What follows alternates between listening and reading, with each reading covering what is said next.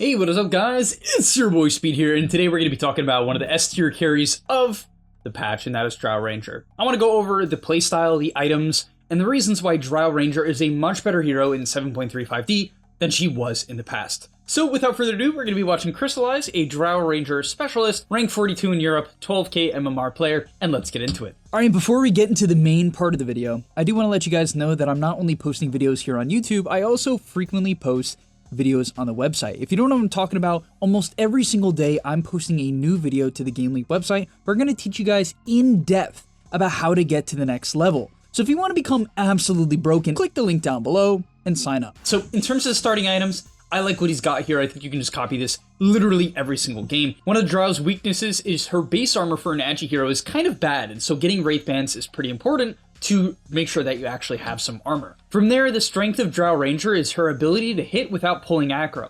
Drow is one of the only heroes in Dota that should be hitting literally constantly. If you are a good Drow Ranger, you are almost constantly looking for an auto attack, especially in the early levels. Once people get levels and they can kill you from full, which is Drow's weakness, she is very susceptible to dying from full HP. Until they hit that point, you should be constantly looking to harass them, right? Look what he's doing here, hit, hit, hit. Then, whatever. That creep, there's no world in which you're getting that creep. Even if he pulls aggro, he's still going to get denied, and he's just going to make sure that the enemy can easily pull aggro as well onto their range. So it's much better that he just accepts the fact that he's going to get denied. And so yeah, really the main way to secure CS with this hero is to force the enemies to respect you by hitting them a bunch. And I can't stress that enough. Prioritize damage over denies, and prioritize damage over aggro. Obviously, you should still pull creep aggro in the later waves, but especially early on, prioritize it a lot less, and just, you see, once the tiny shows, hits him. Once the razor walks up, hits him. Over and over and over again, this is your gameplay. You don't want to walk too far forward, because, as I said, this hero is very, very, very squishy. Low HP pool, mid-tier movement speed, not the worst, not the best, and bad armor until you are either under your tower or you build up 2 Wraith Bands. And now you'll see this kind of translates over time. Also keep in mind, Drow is a great stick hero because the hero really needs the mana. But okay, yeah, I like what they do. Just this constant harass from the Drow eventually pays off.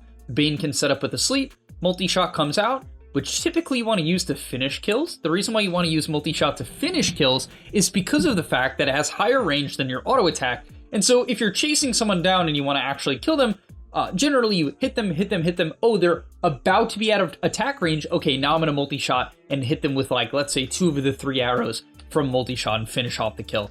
And that is the way to go about it, as I think they try to chase down Tiny here. I don't believe they kill him. A little bit too tanky. Tiny's a pretty slow hero, but oh no, they do kill him. Nice. So at this point in the lane, things definitely change, and I do want to show you guys him struggle, because it's not just like, Drow is not some heavy lane dominator. It's good in the early levels, and it can snowball from there, right? Like, you can get these early kills, and then like, oh, I have a net worth lead, I have an item lead, and if the enemy doesn't ever get properly aggressive on you, if you can just keep poking them, you will dominate, right? If they don't make a synergized go on you, because that's the weakness of Drow. If you're against Drow, keep this in mind, guys. Synergized go. Gotta go on her at the same time with same heroes. Ignore the support, just go on the Drow. She's very susceptible, right? If you can do this, then you'll actually be able to punch your Drow. And this does happen to him. I want to show you how high MMR players do it so you can understand the weakness of Drow if you're playing her or you're playing against her. It's important to know in either case. But okay, upcoming here, the Tiny will eventually have his Avalanche Toss combo. Even just Avalanche is often enough to pressure the Drow. There you go, boom, boom, with the link, and he has to TP out. Pretty smart to TP out here. I wouldn't say it's like some insanely good play. I almost think he should just die. It's kind of hard to say because he's like so low on mana now where it's like hard to play the lane, right? So that's why I sort of think he should just die and come back with like full resources and a completed item, right? Or, you know, a Sage's Mask or whatever. And now this is the perfect example of him literally dying from full, right? Avalanche, Toss, didn't have TP because he used it last time. So he could have TP'd out again, but you get the point. Just dead from full. And that's the reality of Drow. So what do you do against this? Well, there's a couple things you could do, right? Even in this exact instance, if I was coaching Crystallize, what would I talk about? I would say, you know, until you see Tiny, you have to give respect. And so what are his best possible plays to basically give respect? Pulling, because you're never going to die solo to Tiny, or frankly, just hitting this neutral camp. As sad as that is, until he sees the Tiny, it's just too dangerous, right? You might be like, oh, maybe it's just better for him to die. I don't think so. Not from full HP, you know? Not from full HP. It's just not worth it. His mana's low, which is kind of nice. You get a mana refresh, but he's going to miss quite a bit of creeps under the tower here, where, frankly, if you could just live and then even just sap the XP, because the key to Drow is hitting 6. This hero farms way faster once you hit 6. So really the key is to hit 6 so you can just jungle, or at least play where you have the option to cleanly jungle. So when things get hard, if you're unsure if you're going to die or not, don't just feed. Don't just sit in the lane like he did there. I'm not trying to overflame him. I'm just saying, like obviously it's easy for me to say. It was a good gank from the Tiny. I have the hindsight of knowing that he's going to die. But the point is that, you know, you need to be careful. You just need to play for this 6 timing. Okay, so once you hit 6, you can multi-shot these camps. And the main buff to Drow in this patch was the multi-shot cooldown. As you progress in the levels, gets better and better. At level 2, it's 1 second better. At 3, it's 2 seconds better. And at 4, it's 3 seconds better. 3 seconds better. So of course, you're going to max out the multi-shot. I do think in some lanes, Gust is very good. So keep that in mind. Even this lane, you know, Tiny with the tossback makes it less good. But let's say it was like Razor plus Tusk or something like that. The pushback against Razor or a Tusk can be extremely useful and should be considered, right? A 2-1-2 skill build is great in a lot of games, right? You always need to take the second point in Frost Arrows because it doubles the damage and increases the movement speed slow by 150%. It's way too good to pass up. So yeah, once you hit level 6, you do pose a lot of kill threat. For instance, here we see a really early level 6 on the Bane, and that sets up for a kill. Also, once again, keep in mind, using the multi-shot to finish kills. There is a point in the game where this changes, where you're going to lead with the E. However, typically in the early game, you're finishing with the E, because your auto attacks are pretty unreliable, and they have less distance, right? Less range. Now from here, I really like how he plays out this game. First off, hitting basic neutrals once you hit level 6 is very reasonable. It's quite fast, and you just use multi-shot about off cooldown. I also suggest you generally use it on mana treads, because, well, first off, he didn't get a mana neutral item or he didn't take it. The biggest issue with Drow is sustain. It has a mana sustain problem and an HP sustain problem. So in terms of your neutral item, I think Royal Jelly is the best possible item because it gives you a mix of both. You actually need both on this hero. I think Seeds of Serenity and Safety Bubble are fine as well, because once again, you do need the sustain. You can kite these camps, like you'll see Drows take Spark of Courage or Duelist Gloves as well, and that is fine, but I definitely think if you can take Royal Jelly, in my eyes, or even Trusty Shovel, because Shovel is going to give you an HP pool, and it's going to give you these sustain items randomly, right? Which just help. They just help. You can see he has a Sage's Mask, and he has Clarity, because this hero needs the mana. You can't run out of mana. If you run out of mana, you're a bad Drow player, because you're not going to be able to do what he does here, which is TP into this bot fight. This is such a good TP. Oh, they're overextending on my offlane Venge. Great TP, great response from his team. Awesome sleep grip from the Bane, and boom, huge multi-shot. Absolutely annihilates the opponent. To be fair, that has nothing to do with the buffs, but it's a great decision from Crystallized to come over there and punish that overextension. So I can't stress how good that gameplay is. Having the mana ready, now he's got a Clarity and a Sage's Mask going, and they actually take Roche, which, I mean, this is so specific to their team comp. Tusk Venge, Drow is so good at roaching. Don't make this play in your average game. And funny enough, guys, you know, I talked about being 0 mana on Drow makes you a bad Drow. He makes that mistake here. He does make that mistake here. And you will notice it's a big problem. So what happens is he's farming up these camps. It's not even about being 0 mana on Drow. It's being low mana. That's actually a better way for me to put it, because he multi-shots his camp, which of course, that's what you're going to do, right? You use it off cooldown as fast as you can on the camps, so you can use it more and more. But because he didn't have a Clarity going, because he doesn't have a mana neutral item, which maybe he didn't have a good choice, but because he doesn't have these things, he shows up to this fight with a very weak mana pool at 175.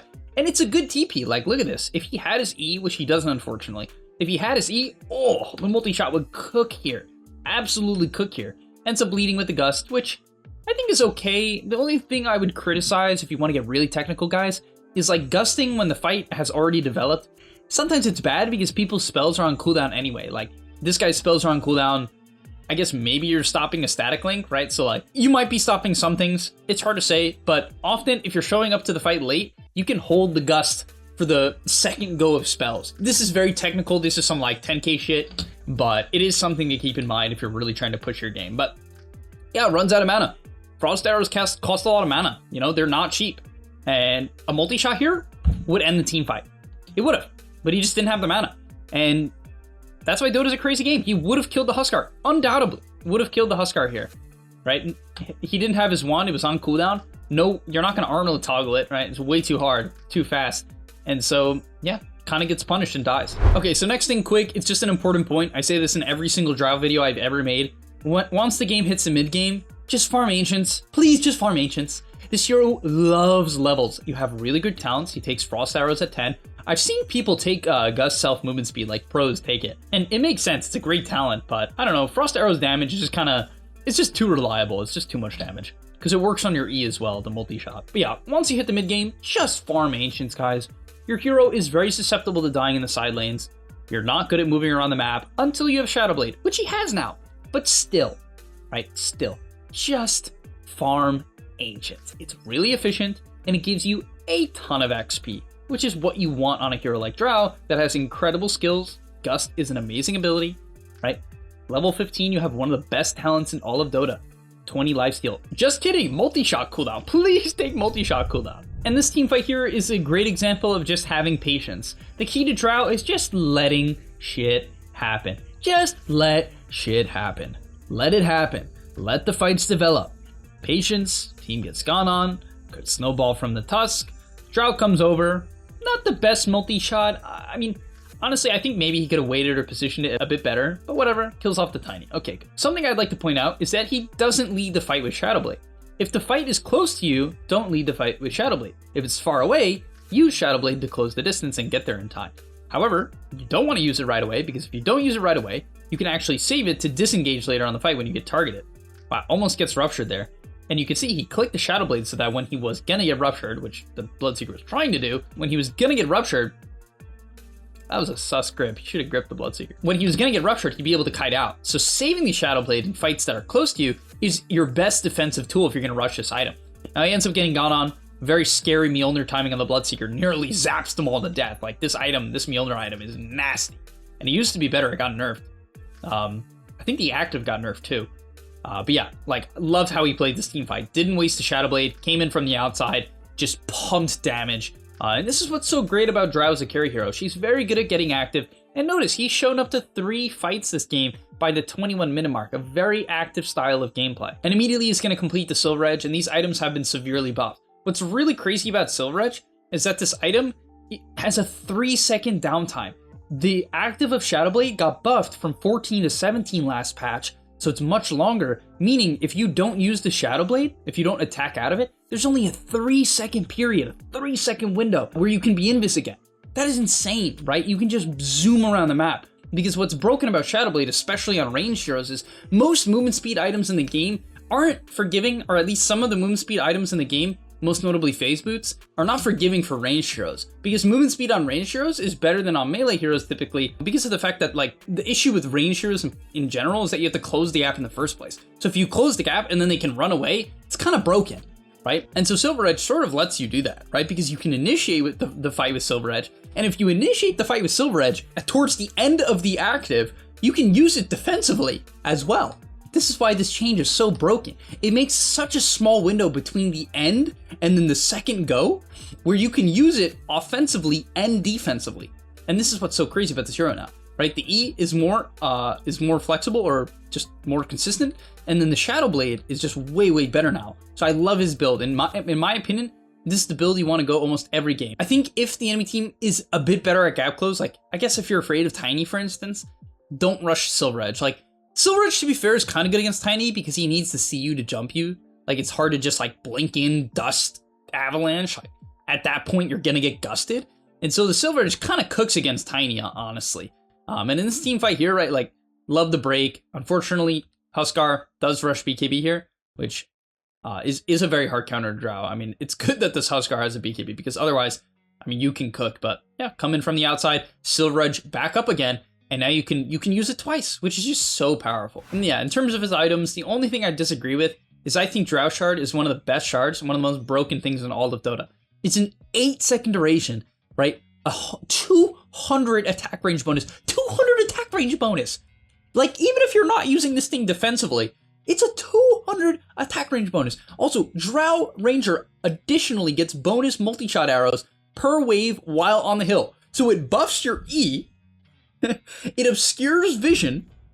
It can't be moved through except Drow. Drow can just move through the glacier. Opponents can only move up the back of the glacier. And just to pull up the changelogs quick, you'll notice in 7.34, which was a while ago, the glacier now grants unobstructed movement within the glacier ice shard radius. But most importantly, marksmanship is no longer disabled within the ramp radius. So if you're on the ramp, your ulti, which turns off when people are close to you, your ulti literally just turns off. You lose nearly half of your damage. Just doesn't happen if you're on an 8-second duration glacier, right? Let's say you're getting got on by a Morphling. The way for Morphling to counter Drow is to waveform on top of her, because it turns off her ulti, and then her ulti, it pierces armor, right? It pierces base armor. And Morphling has some of the highest base armor in the game. And so that's why Drow is considered Morphling counter, because she has a silence and she pierces base armor. If Morphling gets on top of her, that goes away. However, with the Glacier, you win the man fight. I've literally seen it play out. The Drow will man fight Morphling melee range. I'm like, what in the world? You'll two-shot him. Like, even here, imagine you can just hop on the Glacier and the Huskar can lose vision. To be fair, I think reacting with Shadowblade, he should have piked over the hill. This is a mistake. Once you get the high MMR, guys, like, people are going to dust you instantly. I think even in low MMR, people will know to dust you. But, like, he should have piked over the hill. His reaction here was kind of sus. Like, trying to run away with Shadowblade, it's a little sus. It's a little sus. But, oh my god, dude, this hero, he has Aegis now. I mean, this team fight's over. They overcommitted on an Aegis. Anytime you overcommit on Aegis, it's just GG. But gets the break in on the Huskar. Huge multi-shot. I mean, some obscene damage. Unfortunately, his ulti is off, right? Only if he had Glacier. That's all I'm gonna say. Buy the Glacier. Buy the Glacier, guys. The Glacier's OP. Stand on a Glacier, it's pretty OP. Alright, in terms of your final items, guys, I think there's a couple things to keep in mind. Number one is just stay alive, right? If you need BKB, buy a BKB. If Linken's is your best item because you're against, well, Bloodseeker, and Razor, and a Huskar, who's gonna buy Ags probably eventually, yeah, I mean, the Linken's make sense. Just stay alive. That's number one. Drow does damage. The hero doesn't need damage items. That's why when you see Drows buy, like, Shadowblade, Ags, Yasha, I'm like, what are you doing? You have no defensive capability on a hero that literally pumps damage if you're just alive. And it farms fast, regardless of your items. Like, you basically don't need items to farm fast. You can buy any of the decent damage items. And so, when people buy these, like, glass cannon builds, I just don't understand. I just don't understand. It makes no sense, because your hero literally will kill people if you're alive. That's all you need to keep in mind. So, don't go glass cannon. The only item I would really recommend in terms of, like, glass cannon late game is Butterfly, because it gives you attack speed based on your agi, and then, like, your ulti gives you agi, so it, like, stacks on top of each other, essentially. It's really, really strong. So, defensive item, defensive item, defensive item. I don't think Ags is very good. People heavily overrate the Ags, in my opinion. I think it's too much gold for no defensive capability, and frankly, somewhat limited damage. People say it's a good farming item. Frankly, especially after the multi-shot buffs, I really don't think you need it. I don't think it amps your farm by that much. I'm personally a major hater of the Act. Even against the Huskar. If you're against, like, someone you can break, just buy Silver Edge. Anti-healing, yeah, there's some good matchups, but not a fan. Okay, thank you guys so much for watching. Hopefully you enjoyed. I'll see you in the next one.